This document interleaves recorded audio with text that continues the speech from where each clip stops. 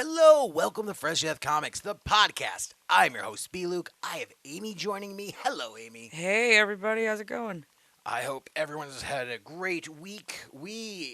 It has been an interesting week of trying to figure out things to talk about. We had movie trailers we had planned. Oh yeah. We wanted to talk about all kinds of things. But as we were posting the last episode, the actors went on strike. Along with the writers. And so I was like, man, can I even post this? Like, what are the rules? I've been hunting down trying to figure out what the rules are. They're all over the place of like interpretation because I want to support the actors during this time. I know, Amy, you have family who is in the Actors and Writers Guild. Yes. My cousin is a member of SAG-AFTRA. And you've been telling me a lot of fascinating things, like how it is to be an extra and the rules of that. Yes. We think about movie actors, and we always think of Robert Downey Jr. and Jennifer Lawrence, all these Samuel L. Jackson, all these high-paid actors. Like, they have billions and millions of dollars. Why do they need more money? But we don't think about the background people, the Correct. extras who really enhance the scene. And it's because of them, I think sometimes scenes are better. Oh, 1,000% agreed. I know you went to tell me the rules, and I was like, no, let's say this for the podcast, because I think other people might be interested in how it is for extras, and what does it mean to be an extra on a movie scene. Yeah, so my cousin Jeff is an actor in Los Angeles, California. He is a member of SAG-AFTRA, like I mentioned. And he's been, we both consider ourselves in the biz. I went to school for television radio, so that was always something we had in common, which is always fun to talk about. The way that he described about how he was essentially able to start climbing the Hollywood ladder, I'll say, is he starts doing like generic casting calls of extras. That you're scene fillers, that you're filling out the coffee shop or the restaurant scene while the rest of the scene is taking place. And you do that for a certain amount of hours or a certain amount of production or a certain number of productions. And, after a certain point in time, you earn your card. And that's how you become a member of the SAG-AFTRA union. Like, you have to have, like, of course you have to, like, apply for it and everything. But, that's the footwork to get you into the door.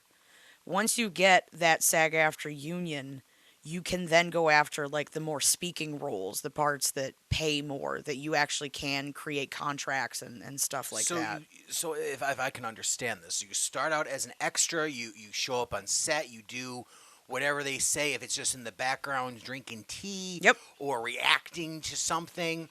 I know we have really enjoyed watching extras in movies of like, oh no, like these people's reactions are great. Yes. And so they start out there, and the more time they get, then they get their card, and then they're able to get more roles. Correct. So with this writer, the new contract that these executives want to pull is that they can scan their face for one time, and all these extras can now be just computer simulated in the background like a green screen. Yeah, which sounds So if that happens, insane. that means they're stopping actors from acting, right? Is that what I'm understanding? Yeah, basically, because then they don't have to continuously pay the same actor to come in time and time again. It's just in their pocket for free whenever. Oh, we need random white guy in his 20s. Okay, bloop, now he's in the scene. Like, there's no, there's no authenticity. There's literally no human element. Like, yes, you are basing this all off of a person, but there's no person actually providing emotion, providing a beat, character development. None of that is in the same thing as an AI generated extra. These new movies that have come out since COVID, I have been complaining on it on the show. I've been mentioning it. I have said it multiple times that it feels empty. And the more I think about it, if you really look how many extras are in shows now, there's not a lot. They've kind of erased the extras from being in things. Everything feels empty to me. We watch shows and movies, and I'm just like, I never feel like they're in a city or they're in anywhere. I just feel like we're on a soundstage, and this is an acting performance in a theater. And I think it's interesting that they're already taking away extras jobs on sets, and now they're reducing even more. I just, it's really sad. It is. And so I want to stand with the actors and the writers during this strike. So I've been looking up the rules. The rules are, and they apply for if you were getting money from these people. And we have not been paid. The only people we, any kind of things happen, we have a partnership with Fat Cats, but Yes. that's for a rundown show. Yes. Has nothing to do with movies. But part of this is if you ever wanted to be in the Screen Actors Guild, and I don't know, maybe I could be an actor one day. Someone sees me and says, hey, that's the guy I want to be in my movie. I need generic crazy guy numbers. And I just play in a psych ward and be an extra. Yeah. Like, that would be dope. That would be cool with that. So I don't want to ruin any of the rules. Plus, I want to stand with them. So we do with them what's right. And part of it was not promoting projects that are out there. So promoting the Barbie movie or Oppenheimer or Ninja Turtles, any of these movies coming out, we probably shouldn't be talking about them. But in the same time, we've promised you guys that we were going to talk about Secret Invasion. So I figured that we would talk about it for next week and this week, just Secret Invasion, and then we're going to kind of not talk about movies anymore or TV shows until this is over. I think that that's fair. Also, the fact that they did say that one of the rules of this strike is that you should honor your current contracts, your current projects, since it's in the middle of it. And I kind of feel like, we entered into this pod with a contract with you guys that we would talk about Secret Invasion. And I would like to finish that journey because it feels like a silly thing to do to just dump out of it because of this. We're so close to the end. Like, Yeah. This week, next week, and then we have Terrificon. Until the movie stuff's over, we'll just do what we do. We got so many comics to talk about. Exactly. We're We've reading. got- There's so many books out lately. Like, that's one thing I feel like we have content. We're not lacking for content. It's just time. One thing will maybe change topics a little bit. You talked about how you went to school for broadcasting. I also went to school for broadcasting. As many of our audience knows, part of my minor was like rhetoric of film and rhetoric of movies and television and music and what it means. And one thing maybe we should talk about, because it's all over everything I'm watching right now, is his Jason Aldean situation. He's a country singer, has a song called Try That in a Small Town. And first thing, I don't really think anything of it because I've heard the song, people playing it, whatever. I don't like country music, and unfortunately with my name, I just get served country music nonstop. Oh, yeah, you do. Like, Luke Bryan stole my song. I know. I mean, not only did he steal your name, he stole your song. So, and every one of my... Not every one of my friends. I have a lot of friends on Facebook who have been posting, I support him, and Jason Aldean, I stand with him, he's an American. And so I decided, you know what, I need to know what this is about. Why are people standing with him? And I watched the music video, and I felt like I got punched in the face. Why is that? Because I went into it knowing that this is the Tennessee capital of where a famous lynching took place. And so watching him perform in front of there, like it was a concert for this lynching, felt very disheartening. So I said I went into this already being suggestive where my alliance should go. What is somebody who doesn't know these facts going to feel? So I made you watch the video, providing with no context, just none like, whatsoever. We should watch this. And you're like, okay. Yep. And what do you think? Really, my first reaction was about a minute 30 into the video. And I was just like, this is a lot of white people, was my first thought. Like, they're showing clips of all of these confrontations that are supposedly happening across America. We'll get to that. But all of them seemingly were white. Like, the woman's clearly spitting in the cop's face. Like, there was riot footage. But I feel like there were black people that were in the video. However, the way that I saw them portrayed as, just thugs, people who cause problems by just, robbing convenience stores because they have either nothing better to do or they just don't care or, just for fun. Like, really, that struck me very hard in the first minute of this video. It was I just left me with an icky feeling. I was like, this is very focused on white people. This is not a very diverse, set of news clips. Felt that way, and so I looked into the lyrics. I did a real deep dive into this. I tried to find where all the clips were from, and I found some sources that provided me with the links that made it easier. Turns out that not everything. He claims that everything was a news line and 100% real of what actually happened on the news. They were all real news footage. Turns out a lot of it was fake. He bought the images, or he bought a video of someone lighting a Molotov cocktail. There's a lot of Ukrainian Russian footage in some of it Really? on the streets. Yeah. And then some of the documents is about like white supremacy. And it was an article by the NCAAP about the like how it should be supreme, how white people should be like it's white nationalist talk really in this clipping he has. The protest he shows, the real protests were all Black Lives Matter protests. So just that alone, in that context, you have to know when you do a video, everything is a purpose thing that you do. It's not an accident he's in front of the Tennessee courthouse. He didn't just find these clips. He doctored them and made them in there. And then I started looking at the lyrics. So it starts out, sucker punch someone on the sidewalk, carjack an old lady at a red light, pull a gun on an owner at a liquor store. I started thinking about I grew up. I would say I grew up in a small town. Aaron was a very small town. It's Yes. very country. Yes. Even Horseheads, I think, is a very small town. So I was like, all these sayings are things of like when I came to visit Binghamton, I was terrified. Like I went to Fat Cats for the first time. I was terrified. Like, oh man, am I gonna get carjacked? Am I gonna get beaten up? Is my car gonna be missing when I get out here?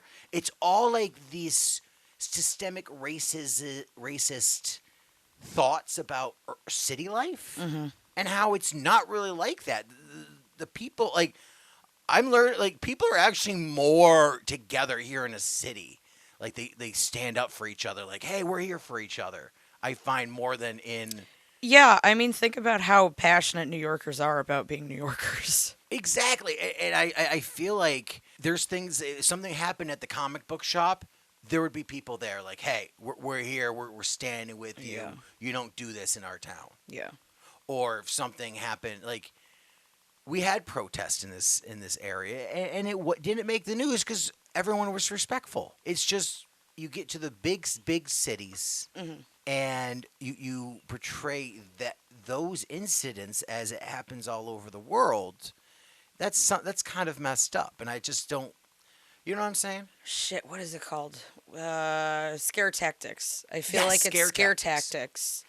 tactics to keep people afraid, to keep people, and most importantly, keep people tuned in. What terrible thing is going to happen in the world now? What national disaster is happening? It's I was going to say torture porn. It's in a way it kind of is. Just because like you're kind of getting off on terrible things happening. Yeah, like we're America, and look at all these bad things that happen. We need you. You don't try that in my small town. Yeah. Mind you, when something did happen to him, he ran away like a coward. Yeah. So, but I was taking a look at dialogue and words that he uses. They're important because you look at stanzas and phrases, and he says his line, "You think it's cool while acting a fool." A couple lines later, it says, "Got a gun that my granddad gave me." Both of those have some kind of racist overtones. We're talking about grandfathers, and the grandfather laws of how guns work. And that is a racial term of like, oh, my grandfather gave me a gun. I also have a gun. So there's this grandfather law that he subliminally puts in there, and then acting a fool. Wait, can you just explain that grandfather law? I'm just not sure I'm aware of it. Oh, the word grandfathered. So when land became available to buy, you own this land because my grandfather owned it. So people who, when slaves became free men, they didn't have anything because they didn't have anything grandfathered in. Oh, you don't get this. You don't. You don't have this land. You don't have this. There was laws about grandfather. You don't have X privileges. Correct. Okay. And so it's a very Did they do that with voting as well? correct. You had to have someone who had voted in your family line before so you could vote. Okay. Yes, I think I remember us talking about that before. So I mean, Thanks for the recap. so to put something in there of that line, It's purposeful. It's purposeful. You don't just throw that in there, especially when you're saying acting a fool. And usually that line is referred to people who are acting foolish. Mm-hmm. You're gonna shoot them? Yeah. It seems like an extreme reaction. And then I think the worst part of it is he does this the whole chorus. You try this in a hometown, and then he says, "Full of good old boys," which we've learned. Full of good old boys? Yes, raised up right. By who? Like, whose version of right? That's always my first question. Well, it's their version of right. Yeah, like, but because you say it's right doesn't mean that we good have old the same boys value is match. a call to action for the Proud Boys for the white nationalist. Is it really? It is. The Proud Boys, the good old boys. That's what they're known for. It's not looking good, Jason. It's not looking good for you. So it's a catchy song, and you're like, man, small town pride, and you put a music video and you show kind of basically, if you look at the lyrics, just the lyrics, you could argue with me about, oh no, this and that, but then you throw the imagery that he put in there. It's his music video. It wasn't like I made the music video and put it up there, my interpretation. No, it's, and I feel like most of human beings' communication is through visual aids mostly. So clearly, this visual has been chosen for reasons and is giving a definite message, whether they want to hide behind the truth or their version of the truth. Yeah, because I don't know. I traveled. We talked last episode. We traveled across this nation before, and Correct. the small towns are the scariest. Oh, of yeah. towns. They are not very friendly. Listen, I stopped in Shamrock, Texas once, and I was scared out of my mind. It was a teeny tiny town. There are so many. There's a lot of small towns in Wyoming. I was very scared. There was people, because when we traveled with Hans, I didn't realize that people thought that we were a couple. Oh, yeah, I always forget about that. And so, I because I'm like, oh, he's my best friend, and you know, You're like, yeah, he is my business partner. Yeah, he's my partner. We're best friends. He's my hetero life mate. Throw that in there, and then they get really confused. Oh, I didn't say that there because I don't feel like they would understand what that meant. They hear those kind of words like I say I'm a cisgendered male, they freak out. Oh, yeah, that's true. So like when I was in Walnut Grove, like people were eyeballing me like, what's he doing here? And we were just stopping there for some food. We both went to school. We both went on radio. We learned what things you can and cannot say on the radio. And for me, there's a lot of call to action of like violence. He doesn't say it. No, but it is implied. Coded messaging is still messaging. Mic drop. It's subliminal messaging is also still messaging. I've tried to listen to Helter Skelter backwards. I've tried to listen to certain musics that have caused disasters throughout this nation. Because like Metallica, like yeah, the Sandman. I know. I'm so tempted to just really go into this with you, but I will refrain. And I have not once have I been like, no, I see what people mean. Like this music isn't good. It's just been like, this is what they're into. Like and like the Helter Skelter backwards. I don't hear what they're hearing. I don't hear it. I think that's one where but this song here is clearly in a small town. See what's going to happen to you. Yeah. Like, definitely caused for violence in small towns, which already are having problems of their own violence. Yeah. If you look at the statistics, it's small towns that have the shootings, that have big mass shootings.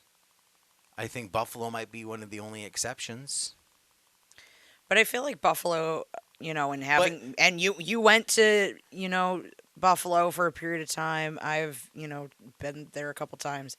I feel like it's one of the smaller of the cities in New York State. So it's kind of small town ish, but also city ish. It's a nice blend of both of Yeah. I would say Binghamton will be more city Hmm. than Buffalo is. Well, they can give Like us the Bills. I'll take them. I just The I, Binghamton the more I think Bills. about That's it, a like great ring. Buffalo, once you know where you're at and what's going on, like it's not that big. Yeah. But the I, fact that someone drove from Conklin in his small town oh, yeah. to Conklin is not big. It is small. It is a small town. That is a small town. so I don't know. That's my feelings on the song. I've seen I've seen a lot of people we're following on TikTok who are standing with him, and I'm just like, nah, I can't. I'm sorry. If I'm putting out something that even portrays that I would have this tone, I would take that back and be like, hey, I didn't realize that. He is not. He wasn't like, I didn't know that was in front of the Capitol. He hasn't like doubled down on it. No, he doubled down and said, I stand for America. I stand for freedom. That's what this song's about. And That's what all white nationalists there, say. there's always two opinions to everything. So, I know what I believe. And then Great. people cheered him on. Which is like the vaguest statement.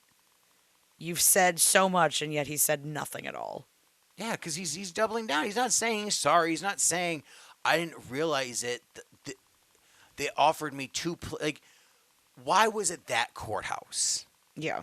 He literally could have been on a green screen and done the White House if he wanted, Yeah. It could have been. and had it on the back of like, but you didn't choose the White House. You chose a place known for lynching, like he was having a party. Yeah. That's what I felt. I felt like we were having a black party to celebrate what happened. I think that's Yeah. the part that upsets me the most is that people are just cheering him on, like, yeah, I'd go to that black party. That's every time I see that. What I'm thinking of people saying, I'm going to that black. Yeah, stay with Jason. Yeah, Cracking open a Pabst Blue Ribbon and poured it out in a solo cup. yeah. It just upsets me that people are just so blinded by the fact of, oh, everybody's innocent. Just because it's a good song, we should listen to it. It's also, I think, and we were talking about this earlier. You and I both have. I feel that I could call myself media literate. I feel that you could also call yourself media literate. However, I feel like a majority of people in society nowadays, not so much. You and I know how to spot some of this BS and look deeper and think critically about the media that we consume, where I think a lot of shit is just taken at face value anymore. But that's what I went to school for. Yeah. This is what they teach you in college. And when you don't go to college, I think this is what happens. Exactly. You get people who just don't want to think critically of, like, when songs come out, it's a representation of things that came before it. Like, words and, like, Gambino, I wrote this whole paper about how Childish Gambino words that he said were based on old, like, Kanye songs or old songs by NWA, and like he respect, like, you when you understand music, you usually write lyrics that reflect on something that came before. Yeah, you include your influences. Yeah, and that's what makes you you. And I think we have forgotten that cause maybe that's just how I feel about it. So maybe we should just switch topics. Let's talk about Secret Invasion. Sure. Because we watched that last episode. A lot of talkie. Nick Fury talked to everybody, sitting down. What did you call him last time? Even places that you wouldn't think he would sit down. He was in an old theater bar, and he took a seat on the stage. Why Daenerys Stormbreaker walked, she was standing there. That seems kind of awkward to me that she was standing while he is sitting. Yeah. What'd you call him last episode? Mr. Sit Down a lot. Fitting. It was just him talking, and we got the funeral for Talos, because I guess Talos is officially dead. I mean, I would call this a death, because we see the body. We do see the body. They're However, torching the body. Yeah, that's true. So I guess that's official. So I guess. I don't want it RIP. to be. I love Penn Mendelsohn, and I love his sarcasticness. So in the funeral, and I guess that's my problem with the whole episode, is the people that we know that are scrolls, like when they're doing the funeral service and she starts speaking in Scrollanese. I don't know their actual dialect. Yeah, what I it's don't called. know what their language is So officially when she's speaking in the scroll dialect, she is like they're doing the funeral. They're in private. How come they don't go into scroll mode? Like, wouldn't that be respectful? They're Especially when earlier Gaia said something to Priscilla about like, oh, but has he become like infatuated? Did he get lost looking at you in your true form? After giving Priscilla like sass about yeah, and I that. think she, as her father, would have been like, I don't care if you're not going to do it. You want to be a human person. I'm going to respect this funeral. It's like wearing a suit. Yeah. Like when you go to a funeral, you don't need to dress up, but it is respectful, and everyone like that. Those to me, those are the rules. You wear a suit, you dress up somehow because that is respectful. Hmm.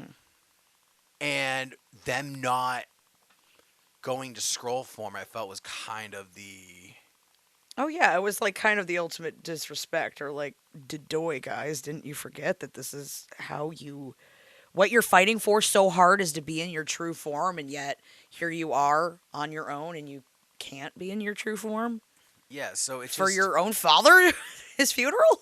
and it feels so weird that they're not shape shifting into other people because we like they can only shape shift. Like I know they're the actors, and they're like, well, we don't want to put all the actors in paint and makeup the whole time. You have to see their face, or else we're not gonna know that's Olivia Colman. Yeah. Like I think is kind of messed up. I think this is where the show is like, Fraying a little bit.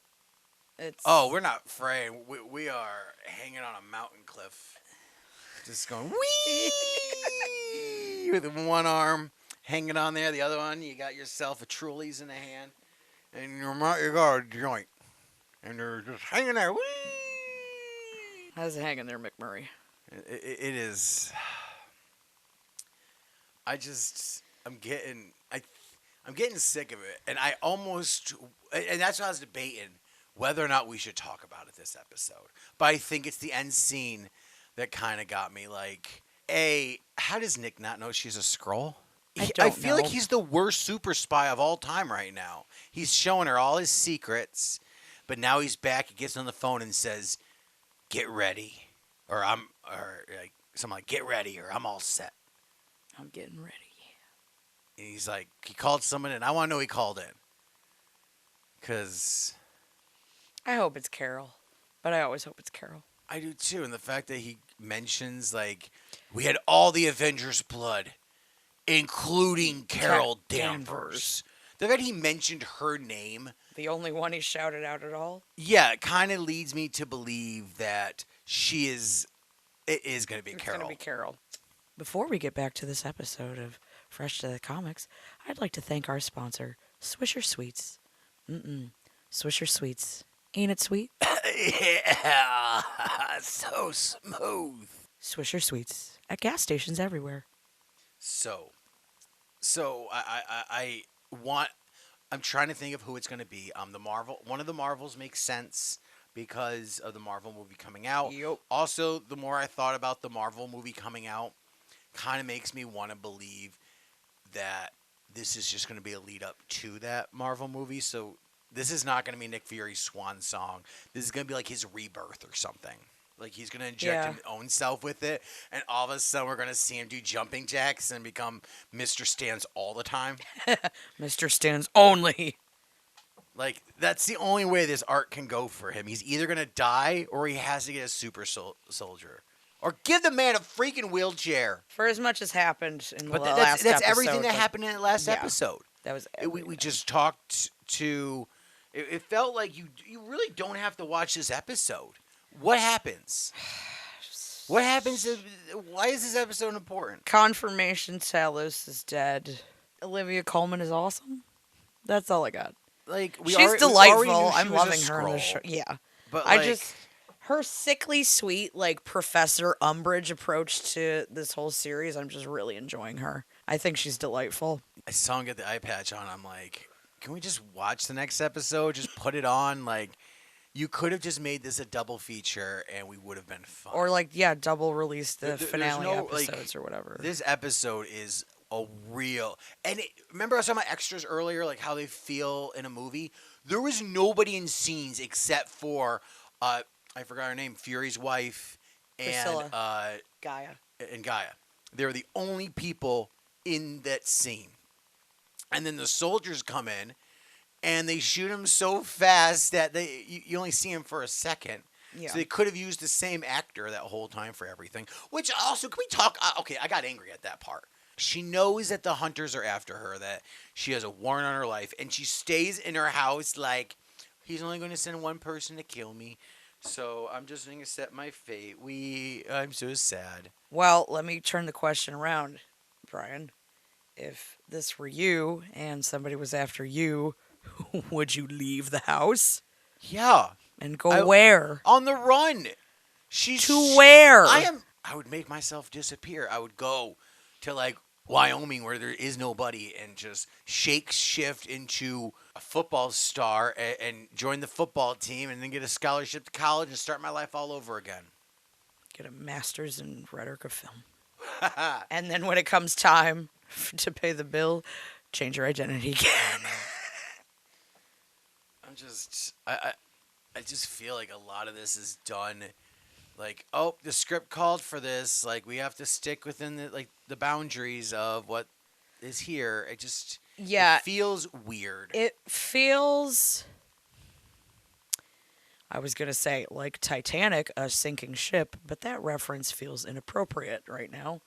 It feels more like a boat taking on water and they're trying to plug up all the holes. I feel like this is the patch job show of Marvel, the Marvel universe right now. Like, I made a comment last week about how I wanted to see a scroll, like, see where this started, give me a begin date. And I've been thinking about, like, when this could have happened. I totally forgot about No Way Home. It made me think of Far From Home and how Fury was actually Talos that whole time in the movie. And I was like, okay, so could Talos have put secret agents in different places? But I'm like, he was the good guy the whole time. He would have told Fury who he was making agents. Like, I feel like it's gotten real sloppy. I would absolutely agree with you. It's just kind of it's not kind of disappointing. It is disappointing because I've just been hyped about Secret Invasion since you told me about that and since I heard about it, and I'm disappointed. The comic is so good. Like, I didn't enjoy it as much as I did, like, once I was able to read the tie-in issues with it, like the New Avengers part of it. Like, that's what sold me. I was like, oh, there's all this stuff going on besides this main event.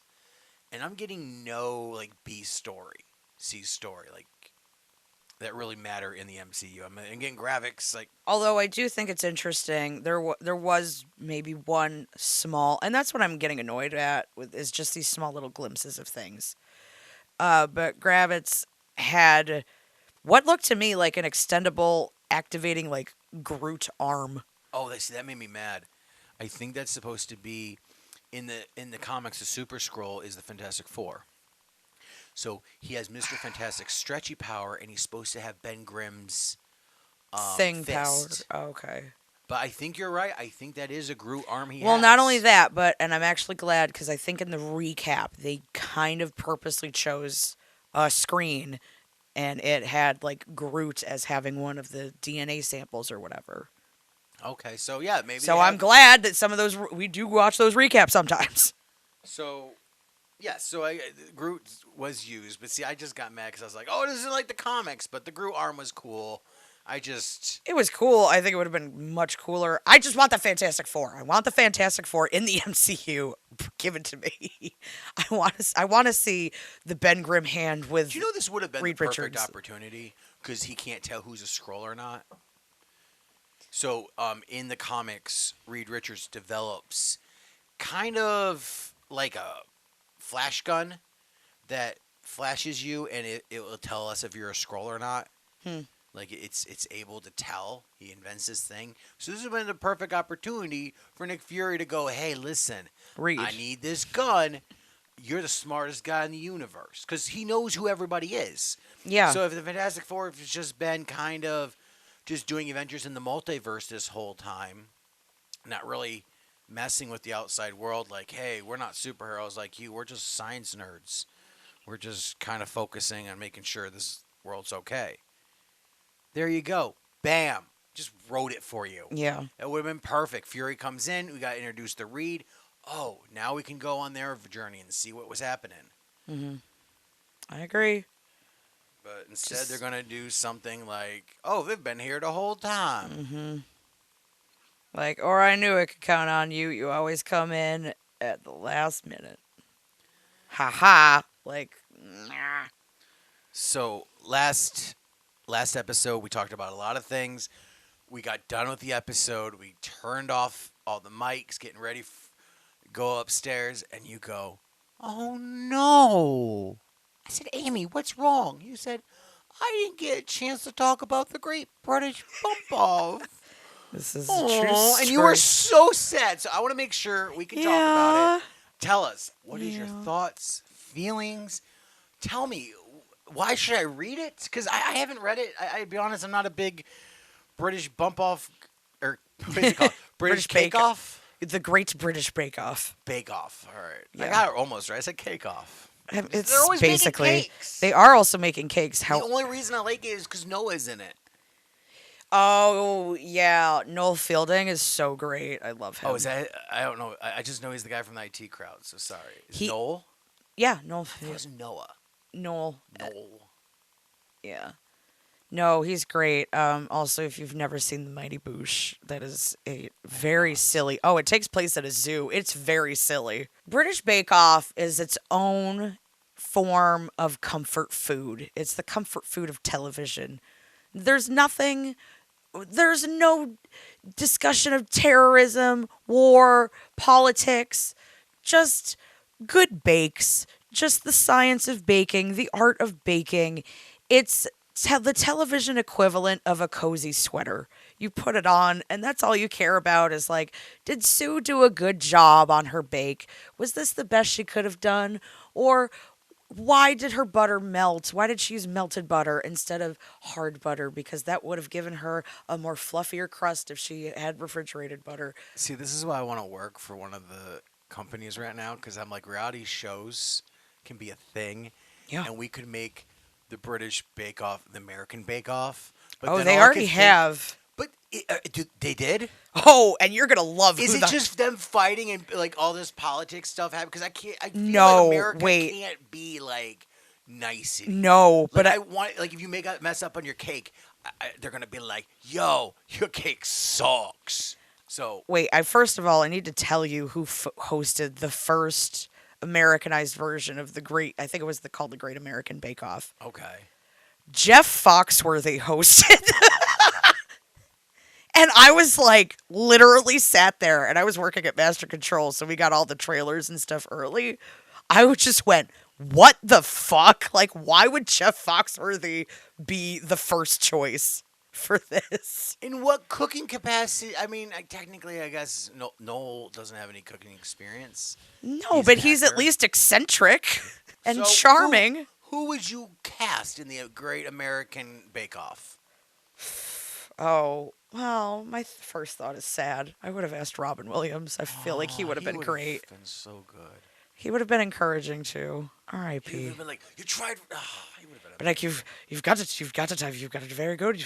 I don't know why I'm trying to do. I know in my head what he would sound like. I know, that's why I started. I said, "There's no way I'm going to."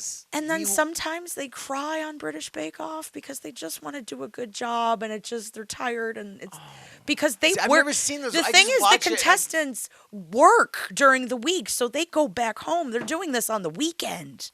Yeah, I know. So they still have to work 40 hours a week and drop the kids at soccer practice and try to make the best beef Wellington that they can or whatever, or practice a good baked Alaska. That's why I feel like in the American version, we're so cruel that we'd be like, "Yo, I heard, like, I'd be making my cake and be like, "Yo, Abe, heard you need to pick up your kids in time for soccer practice. Man, that rain sucks. Why can't you be a better mom?"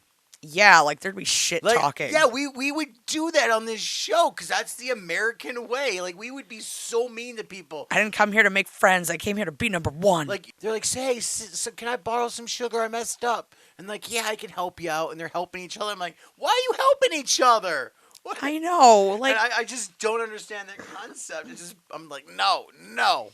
it's literally watching humans in, it seems like, their purest form, honestly. Except there have been some controversies, but anyways, we're getting away from So, the comic. that in here. mind, this comic book, did it feel like you were watching the TV show or did it feel different? 100%, 110%, yes. And they went in directions that I kind of wish that the show would have gone. If it could go just 25% more, little just extra and just a little crazier, because one of the hosts of the program is a freaking cat. A cat is a host of this baking program. I don't know what the cat can eat or how discernible the cat's palate is. If the cat licks it, he likes it. I'm a fan of this. Yeah. So, I mean, there's Listen, a cat if I was gonna co-host. host something, I would co-host it with Robin. Oh, I mean, yeah, he'd be like, he'd be your Andy Richter. I'd be like, "What do you think? What do you think, boys? Is this good?" I And mean, I'd he's put our. it to him, and he'd be like, "Ah." And I'd be like, "Nah, the cat disapproves. I approve, though." And then I would just speak for I my know. cat. There is nothing wrong with this so far. No, I know it's wonderful. I am on board. Okay, so So there's a murder though, right? One There of these people is a murderer. yes, there is a poisoning that happens to one of the contestants. You know, just trying one? to just so in the beginning. Well, I assumed every issue they would be murdering a person. They're every not issue. murdered, they're just poisoned. So it's still like they've been in the hospital. So what? They just fed him like, what's that pooping one? They gave him the laxatives. No, And they're just it's like, not the "Man, laxatives." my tummy hurts. No, it's- I got poisoned. I gotta go." No. And they're just in the. What is it? I'm sorry. I thought it was bump off. Like they're getting bumped off. Yeah, they're bumping off the contestants from being a threat. So their book is so nice that the people aren't even killing them. They're just mildly inconveniencing them for the day. Yes. So that way on Monday they can return to their daily life. It's longer than that. Like, I'm talking like probably in the hospital for a couple weeks. So they're at least maimed. Is it the same poison or? Yes, so that's kind of how our adorable little protagonist, Shauna Wickett, determines that it has been poisoning due to deadly nightshade that grows in the area, which is poisonous to everyone. Okay. And it is mistaken for a black currant, which is very popular in British cooking and baking. Currants, they do like a currant jam a lot of times, so that's. So who is solving? So people are getting. How does the first issue work? Like someone gets sick and like, oh, he's going. Oh well. And Yeah. the next person gets sick and they're like, this is fishy. And then next person they're like, we think something's afoul. Well, Shauna walked into the executive producer's offices because they were going to shut down production on a reality show, which is very funny in this strike era that we're in right now. She goes into the executive producer's office and is like, no, we don't have to shut this down, guys. I'm a detective, basically, kind of. I can figure this out, and I can be on the show still, so we can just keep this rolling. So she's burning the candle at both ends. Would you say it had a Glass Onion vibe then? Yes, because she has two people that she's in cahoots with that they like know, and then but the rest of the contestants aren't aware that she's like that getting a pass to some of these baking challenges so that she can stay to determine. Okay. And they're like, her bake wasn't even that good. Like, how uninspired this is, or your presentation is subpar. Does she get really sad? She does get sad. Oh, that's. But she's like, what can I do? I'm trying to do both. And I was like, why do I feel so offended in this this comfortable sweater of a comic that I'm wearing right now? Here's a question. Mm-hmm. This character, in a sense, this protagonist, she could go on to do like maybe other baking shows Oh, where absolutely. murders happen. Would you be interested, like a Or Hell's she could, Kitchen version of yeah. this with her as the like? I feel like the series could go on with her. Can she survive outside of this baking? Like, would you like to see her Oh, do I would something love else? to. I would also like to see they created so there's kind of stereotypes or like token people that they try to include every season. Like there's the granny, the cool guy, the really pretty girl who didn't know she was pretty, but through baking she found her own inner beauty, blah blah blah, stuff like that. There's certain roles that they. Oh, I understand. It sounds ridiculous to Oh, me. it's ridiculous. And then there's Like, like how the. do they decide who's the cool guy? I think I'm the cool guy, and I know a lot of you would be like, he is not the cool No, guy. you would be the nerdy guy. You would be the one that would make an Avengers Infinity War themed cake, Absolutely, with a Spider-Man signal. which was actually a cake that was made in the series. It was Oh, in pretty that cool. book? It was the gauntlet. Yeah, they actually showed it. It's the gauntlet. Oh, that's cool. What Yeah. issue is that? That was in I think this last one because All it right, was well, only listen, I can a get few on board issues. with that. That sounds like fun. Yeah, so there's cool little like throwaways. Also, Sean is friends with the cool guy, quote unquote, and then she's also friends with like the granny. So there's this like 70, 80-year-old lady who just likes baking for her grandchildren, and she ends up baking a Suspiria themed cake. Suspiria being the film from the 1970s that got remade with And this is how the actual show goes too. Like they get grannies and sometime, yeah, like those these kind of tropes. characters, So those tropes. what if Thank you. someone That's wants to be on the show, like they're old, and they're like, you know what? I could do this. I'm the granny, guys. I have kids I cook for and my grandkids, and she has no grandkids. She never married. Like she just wanted to be on the show. Like, is that a thing? Like, how She do they just, like- vet every single contestant? Like, they're following her. Like, we don't think she has many grandchildren. Like like I'm just trying to think of these tropes. Like the nerdy guy. Like, yeah, guys, I'm nerdy. Fantastic X-Men. Raw Spider-Man. Thoop thoop. Like, oh, he sounds like a nerd. yeah. And he's seriously like he knows nothing. He just watched this episode and was like, man, Power Rangers, Godzilla, Spider-Man. Like that's his nerd talk. Like You he go, just how easy is it to fake it on this show of these tropes? Because I would like. I'll pretend to be British, and like we could get on this show. I'll pretend to be British. I'm pretty sure you need to live in the UK, but sure. We were gonna fake everything. We're faking my accent. How and are you going to show up every weekend We're on gonna this show? go there. We're gonna get sponsored. It's gonna be an event. My way onto this British Bake Off. Oh my god. Good day, boys. Get on. My name is Sydney. Anyways, the series has been delightful. I've really enjoyed John Allison's writing, and Max Sarin's art on this. Like, it's really cute. It's adorable. It's whimsical. It's charming. Also, they've had some amazing variant covers that I've really liked. Like some of them, you're cutting into a cake, and it turns out that it's a pattern of a skull when you cut into it. Just sort of creative things like that. Like they've really encapsulated the heart of Great British Bake Off and have just really done a great job translating it into comic form. My one critique of the book is I do feel that the ending felt a bit rushed. I feel like they could have gone another issue. I feel like they could have gone like I can't remember if they ended at 4 or 5 or That's high 5 or praise, 6. though. You want it to continue. I wanted to continue. I felt like the ending kind of felt rushed because it wasn't at an actual like conclusion. It was kind of like an epilogue. Like I wanted to see where these characters ended up. I wanted to keep seeing the progression of the show, the way that I've seen it. That's good praise. Like Would you want more from the book? What more could you want? Like you tell the person, like if we meet them and you're just like, hey, you could have made another issue. It was so beautiful. I just didn't want it to end. That's basically what you're saying. Is, yeah, I essentially. don't want it to end. And that's what more could you ask?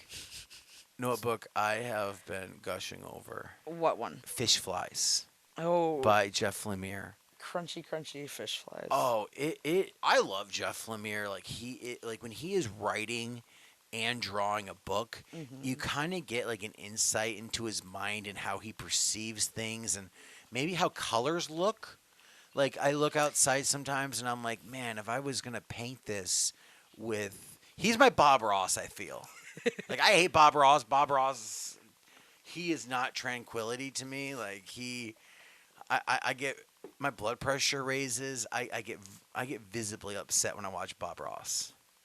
I know, and it's so funny to me.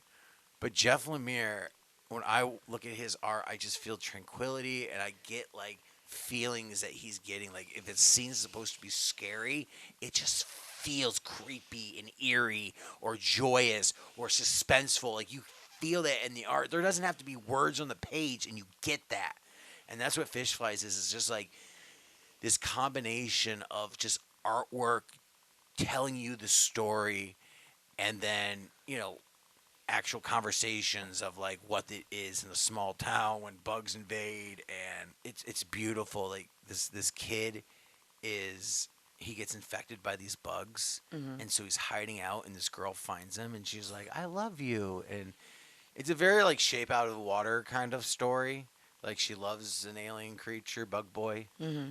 but like it was really just great. Like I just got so enwrapped in it, and I just could feel like every moment, every swish of his watercolors. Yeah, you And showed I me some of his just art, and I really, oh, it's beautiful. so like it was just, and then he has a backup in the back. It was like this letter, like I did this part of the stack. He did, which is like a comic book. Like if you do an online subscription to your favorite comic book people, Hmm. you can read like exclusive stories by them. Hmm.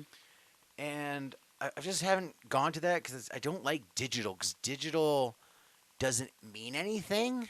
Like at any point, someone can turn off that digital thing, and I don't have it. Like I want something physical. That's why I love comics. Like I can hold this, I can read it, and I have it.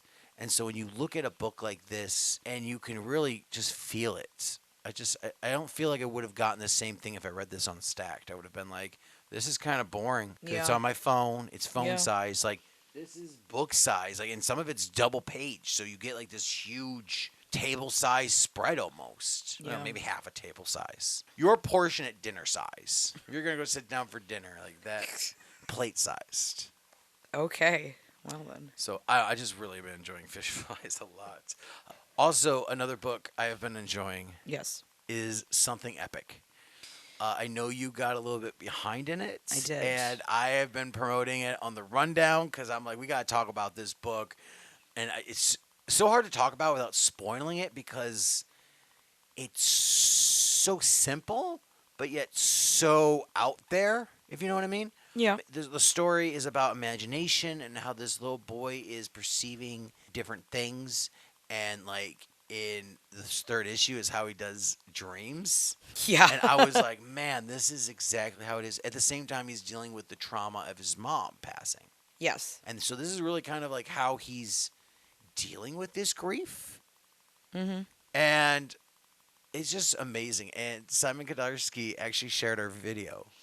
Yeah, So you sent me that text from work, and I was like, freaking out in the like car. how cool is this dude that he shared our post? Like, that's what's up. And he added us so that it was clickable to come to Yeah. our page, which was really cool of him. He didn't need to. So I was like, Amy, I know you're a little behind. You gotta read these. And what are your thoughts as a non-creative person reading it? Like, was it easy to follow? Like, because me, it was just like basically just reaffirming everything I know about myself. Yeah, it really gave me a glimpse into your brain, especially during the second issue when he's talking about how, I should tell my mom about this, she might want to know. And he's like Danny's out on the street and he's walking around, and then all of a sudden there's this fight between some sort of samurai which honestly, the first second that I looked at it, I was like, is this Vegeta? And I it, think this it was supposed to be. I think it's supposed to be too, especially like the kind of half face, but both eyes of the reeled back of the fist clenched at your side, like he's about to launch a really like the Like when hardest I punch in the world. draw Dragon Ball Z characters, like that's how I draw them with the neck, how it was. Like that was how it was growing up in school. When you draw, I, I have. Maybe I should share them online. I still have my old Yes. photos of like Yes. me drawing characters, and they all were like Dragon Ball Z. Like I drew me as a Dragon Ball Z character, and I had these muscles, and like that is what I did. Like that was my life. Like that is middle school to me, Yeah. and that's what it looked like. And I was like, that's a kid drawing Dragon Ball Z. That's awesome. Yeah, and that's exactly like I really felt like this was a scene of if you and I were walking down the street and you zoned out for a second, like this is what would be going on in your head is this fight scene while we're walking down the street in like downtown or whatever. Oh, all the time I think about like, what if a movie happened here? Like, you know, Or do you think how awesome would it be that Spider-Man just showed up on that pole up there on top I of the want to government say building? I don't think about it as often as I do, but there's a scene in Spider-Man 2 where the Rhino is like he has his security truck and he's just blasting through the street. So whenever I'm in an intersection like in a city, I'm always expecting like an armored thing to just come across at the moment's notice. I don't know why. I just always expect it, and it's never happened. There's never been cause of like I've never had like cops running cross of me or any kind of thing. I'm just always expecting it. I guess I Well. always get disappointed when I leave this a city, and I'm just like, man, a rhino didn't hit my car. Oh, I'm still alive. Damn it. So something epic is becoming more and more like a feel good book to me of like confirming like things that I think isn't insane. Like it's okay to imagine things and like this is how we process it. Yeah. Because that's all it is he's doing all this to process the death of his mom. Yeah. Death of his mom kind of hit home a little bit. So I was like, with the whole stage 4 lung cancer, I was like, okay, I know exactly what this is like. So that was kind of why I thought you wanted me to read this. No, I wanted you to read it just because it's just kind of like different things in my life. Like when things happen, I always think about like a parallel universe. Like I almost picture a Rick and Morty episode or a Sliders episode of like what would life be in a different world where maybe this didn't happen, this event. What would life be like? Mm-hmm. Like why did I choose that road or do that option? And sometimes as I'm thinking down the road, like, what if I didn't do A, B, and C? And like, well, I never would have met Amy if I never did this. Yeah. I never would have liked comics if my uncle didn't die. Yeah. Like, that's how I ended up going to the comic book shop. Like, if he would have never passed, I don't know if I ever would have stepped inside the comic book shop. How many years later would it have been, if any? Which uncle are you talking about? Because I don't know was if I know this story. Oh, it was my great uncle Eddie. He passed away, Mm-hmm. and we went to go get flowers for the wedding, and the flower shop is on the street here. It's a one-way street. So you're kind of forced. It was where the Heights Theater is in Odie-Mars. Okay. And right next to it is Harry's. Mm-hmm. And then the next shop over, or over from Harry's, that's what used to be Heroes Comic Shop. Okay. And then there was a flood leak, and he ended up moving. But that's where he originally was. And so when we were driving, we went past, like I saw there was a comic book shop, and I was like, because I was reading comics in hardcovers, but I wasn't really getting into the single issues. I didn't want to own single issues. I was like, I'm fine with the trades. That's all I want. But I want to know the death of Captain America. So I saw the comic book shop and I was like, oh man, can we stop? And my dad's like, oh, they're closed today. And I was like, all right, I'll go in tomorrow. So me and Tom went in. And I was like, do you have this Death of Captain America? And he's like, I got a second printing of it. And I was like, I don't. I want What does that mean? Yeah. What does that mean? I want it in one of the books. He goes, it wasn't ever. I don't know if he said it wasn't printed yet or he didn't have it, I think. He goes, I just have this. And I guess I could get this. And he goes, so you just read trades? And I was like, yeah. He goes, well, you're reading Spider-Man. And I'm like, I just got here. And he goes, oh, this is where we're at in the books. Like, you're like a year behind. And I was like, oh. And he goes, listen, come back tomorrow and I can hook you up with all these Spider-Man books and catch you up. And you could be, like, you're not that far behind. I got everything here. And I was like, sweet. And I just, then once you have all those books, you're like, what else can I get? Yep. And then Wolverine happened. And I was like, what happened after House of M? And he's like, oh, Wolverine Origins is where you want to read if you liked Wolverine. And it got me hooked into reading that. And I started reading X-Men. Tom was really getting into Deadpool. Yes. Like, because his new #1 came out. And it just kind of spiraled from there. Like, I learned different artists. And different artists would do different books. Then I would learn different writers. And it just kind of spirals and webs out from there. Because all of a sudden, you're reading books you never thought you would read. And then I want to say it was less than a year after I started going there. Like, I feel like we went there like in October, and then in March, Tenants Above Them, somehow there was a leak. Okay. It leaked all over the comics and ruined a lot of books. Ooh, yikes, yeah. So he moved to next door of where he is now. And it's just, he's always been up and down that street. Like, he was in the Heights Theater for a little bit. That was fun moving those comics up there. Yeah, so I always like to think about, like, where my life would be at different points. And the fact that you don't think about that kind of shocks me. Sorry.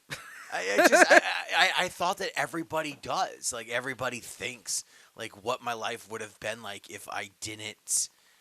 Like, if I never went to Oswego, what would have happened with my life? Like, I was thinking about going to Ithaca. Yeah. Would you have saw me in college and been like, man, I don't like that guy? And I keep telling you every time, probably. Exactly. So we would have ruined everything in a parallel. So I just want to explore those parallel universes. Or, you know, what if there's a universe where I get superpowers? Yeah, I guess. I think about that all the time. You just have a more active imagination, and I guess I am tainted. Like, I feel I am more tainted by reality, I guess. I might be too practical to think imaginatively, which is kind of, now that you have brought all of this to my attention, is a little sad.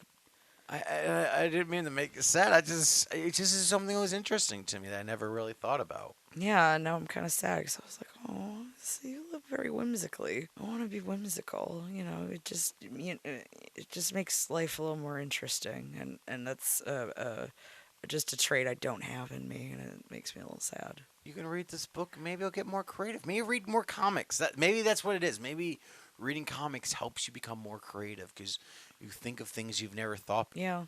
So maybe comics is what helps us keep that little bit of imagination. Maybe. So well, I'm only dipping my toe into this whole comic world. I mean, we've been doing the rundown for a while. I feels like years at this point. We've been doing it since I think January, February we started. Yeah, you know what's really wild is the fact that you put all these up on a playlist on YouTube, right? Yep. And it said the rundown numbers 1 through 95. And I was like, wait, are you serious? Yeah. We're already like approaching our 100th episode, essentially. We're getting there. Some of those episodes are like the Star Wars video has its own video. The High video I put up there has its own video. So the number's a little off than what it should be. But yeah, we are reaching it. It's getting up to 100 episodes of the rundown, which is crazy. Like I know that there's 365 days in a year, but the fact that we've produced almost 100, you know, you could watch a rundown every day for 100 days consecutively, and you would not watch the same show.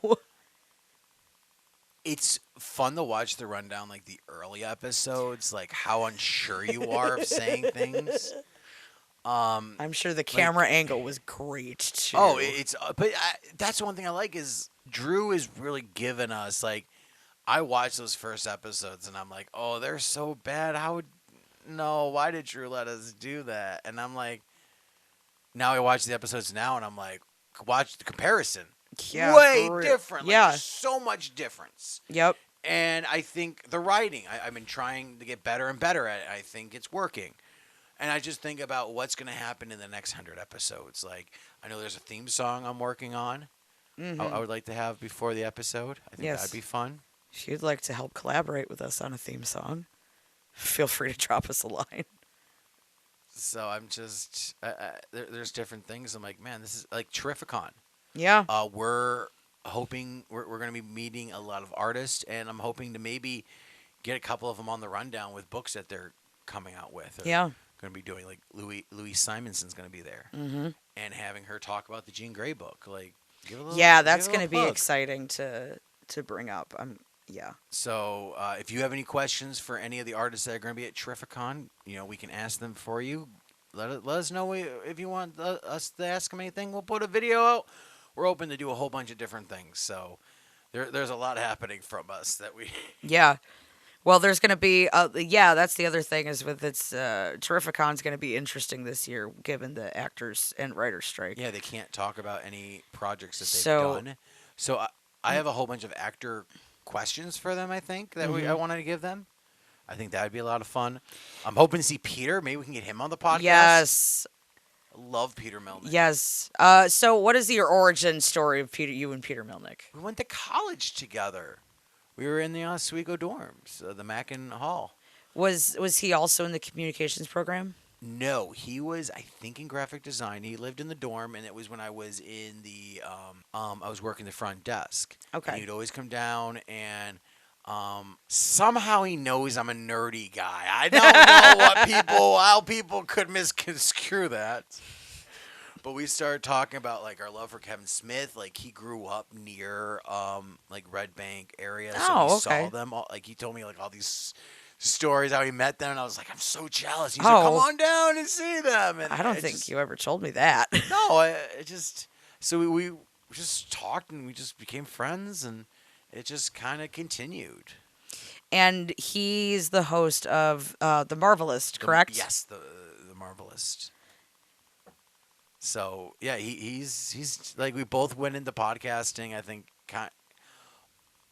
we had our show first, and I know he invited us to do some collaborations because he started doing the Marvelist, and he has exceeded our show by leaps and bounds. Like it's so awesome to see how well he's doing. And he's such a nice guy. So it's Great, I love Peter. It's great. It's great to see good people receive good things in life. Exactly. So But this is going to be a much more comic-focused con this year, I think. So, which is great because that's what Fresh to Death Comics is. We like, what comics are good, bad. We'll talk to some indie creators, like books that you may not even heard of before. Like, we'll see if we can meet some of them. That'd be fun. Yeah. So, with that, I think we're gonna call it for tonight's. We have a lot to talk about next week. Yes. We We're- got to Get rest your- up. We're bringing you the rundown all week. And then Thursday, we begin our trek to Connecticut and Terrificon. So you'll probably get some shows. They'll be all over the place. We'll do our last episode, do a Terrificon episode. So yeah, stay tuned. We're gonna have a lot of things for you guys. So Yeah. thank you guys so much for listening and watching. If you're on YouTube, hopefully you guys are enjoying those ones. Yeah, don't forget to subscribe so you don't miss our upcoming Terrificon episodes. And we'll see you guys next time on Fresh to Death Comics. Bye, everybody. Bye.